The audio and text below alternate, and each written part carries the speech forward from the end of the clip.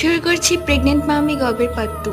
নানু বারবার মামিকে বলেছিল দরজা বন্ধ করে রাখতে, কেউ আসলেই দরজা যেন না খুলে, কারণ নানু কালকে ফিরবে বারবার বলে দিয়েছে। মামিও নানুর কথা মতো দরজা বন্ধ করে শুয়েছিল। রাতে 2টা বাজে কে যেন গেটের বাইরে টোকা দেয়।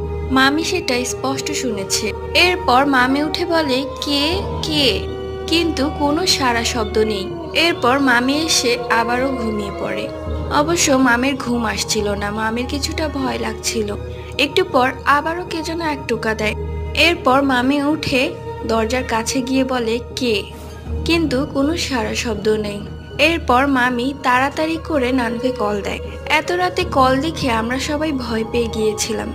নানু বলে যাই হোক দরজা খুলতে না, আমরা কালকে সকালেই চলে আসব, এত রাতে তো আর আসা যাবে না।